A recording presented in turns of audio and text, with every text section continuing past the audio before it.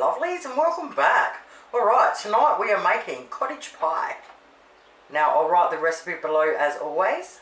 Okay, so the difference between a cottage pie and a shepherd's pie back in the day was a cottage pie you used to cut your potatoes nice and thin and lay them on top, and then over the years it just changed and it morphed into mashed potato on top. So tonight I'm making mashed potato because I love mashed potato. So the first thing we need is around 1 kilo of spuds. So once we've peeled our spuds, we want to cut them up. Now when I make mashed potato, I cut my spuds in half. I don't cut them up small. They take a little bit longer to cook, but they're less watery and they're so tasty. You can really taste the spuds. Now say if you get one that's a little bit bigger than the rest, I'll just cut it like here, so it's roughly half of one of them. And then I'll flatten it over and cut it there. And now they're all the same size. Once you've cut them all up, cover it in water. Put it on the stove top on high. Once you can put a fork in and it goes through and they're nice and soft, take them straight off. Now once the spuds are cooked, you want to tip them into a strainer and you want to strain them really well before you tip them back into your saucepan. So first thing I always do is the salt and pepper. Now you know me, I don't normally put salt in things, but when it comes to your mashed potato, you need a good wad of it. Pepper! I've got 1 spring onion sliced thinly. Now you need a decent wad of butter or marge. So I normally get my fork, get my margarine and get a couple of good dollops. Alright, just grab a little bit of cream if you've got it. This is if you've got it, but this is my most favourite mashed potato. Alright, a little dollop of cream. A little dollop of milk. A little squirt of mayo. Tonight I've got the tasty grated cheddar cheese. And you want a little handful of that. Grab your masher out and start mashing up. Once you've mashed it well with a potato masher, always get a fork and give it a good mix through. Whack a lid on it. If you haven't got a lid, just whack a plate on it. Set it aside and that's ready to go. Now for our gorgeous cottage pie filling, we are going to need 1 kilo of beef mince, 1 large brown onion, 1 large carrot or 2 small carrots, 2 sticks of celery, some oregano and basil. Now I'm going to use dry tonight because I haven't got any fresh. So we're going to use a teaspoon of each of the dry. If you've got fresh basil and oregano, you want a tablespoon of each.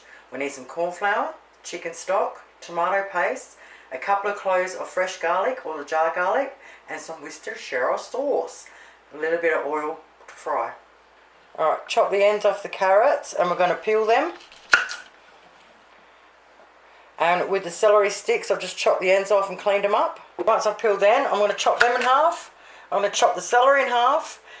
I'm going to get out the grater and I'm going to grate both of them into a bowl. Once we've grated both of those into a bowl, we now want to get our brown onion. We want to peel it, chop it up really small and throw it in with our carrot and celery. Alrighty, once we've done the onion, we can set that aside. Now we want to get roughly 200 grams of mushrooms, and it doesn't matter what sort you get, just whatever you can get your hands on. Make sure you wash them really well first, and then you can either slice them up nice and big, or me, I'm going to slice them up really, really small, so it's all hidden veggies tonight. Once they're done, we can set them aside. Now if you're going to use your fresh basil and oregano, you want to chop up a tablespoon of each now and have that ready. Once we've done that, we're ready to rock and roll. Now we need to get out a large fry pan. Frying pan on a medium heat. I'm using a little bit of olive oil, but you can use any oil you've got. So first thing we want to put in is our onion, our grated carrot and celery. Now if you're using fresh garlic, you want to crush 2 cloves of garlic in there now. If you're using the jar garlic, I'm going to chuck 2 heaped teaspoons in there. Now I'm putting a teaspoon of the dry basil and the dry oregano in. Using the fresh one, you want to put your tablespoon of each in now. Now give it a good mix through, and we just want to cook it for a couple of minutes until the onions see through. Alrighty, a couple of minutes later, now we want to get our mince and we want to break it up and put it all in there. Once we've got it in there, really mess it around. Now we don't want to cook it, we just want to brown it, okay? So a couple of minutes later, we now want to add 2 tablespoons of corn flour, and trust me, you do not taste it, I promise. This is to thicken it. Then we want to mix it in really well. We now want to add 2 cups of chicken stock and mix that through really well. Now we add 2 tablespoons of tomato paste and 2 tablespoons of Worcestershire sauce. Now mix that all through really well. Once we've mixed it through really well, we want to turn it down to a simmer, and we want to simmer it. We don't want a lid on it. We just want to simmer it for about 15 minutes. Alrighty, 15 minutes later, and it is smelling beautiful. Okay, now we put our mushies in. Now I've mixed all the mushies in. I totally forgot to mention the peas. So when I put the mushies in, I'll put the peas in as well. And you can put as many or as little as you like. I'm just going to like do a light little.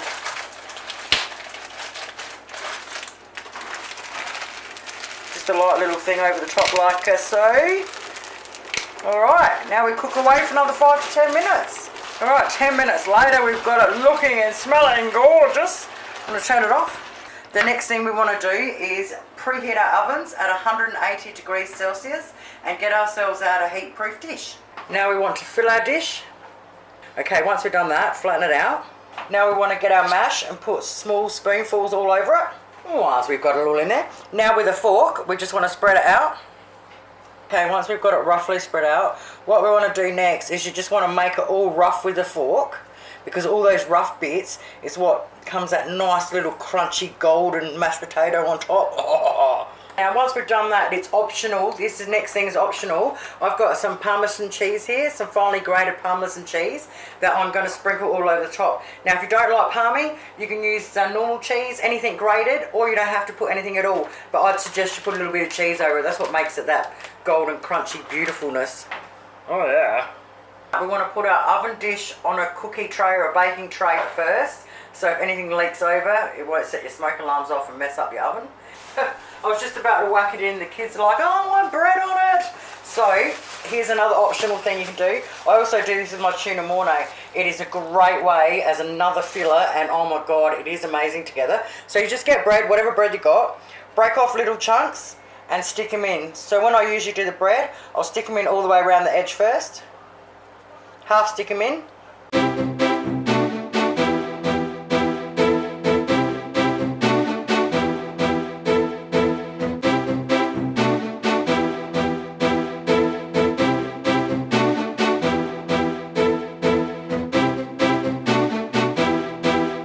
Alrighty, try again. Okay, once we've covered it in bread, I'm telling you, you're going to absolutely love this. Alright, let's bang her in the oven. Mate, 40 minutes later in my electric oven. Oh, it smells amazing. I don't think I'm going to be able to make it look pretty, but we'll give it a go. So that, like I said before, that bread on top just makes it so filling. You could serve this as 8 easy.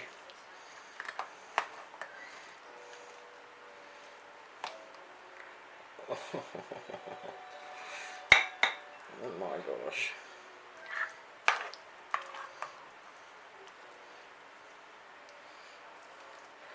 Just yum. Oh, I've got a little bit of fresh parsley out of the garden. Always makes it look a bit prettier. Well, there you have it, lovelies. Cottage pie at its best. Your kids will love this one, mate. Thank you guys so much for watching. Have yourselves an awesome day, and I'll see you soon. Bye.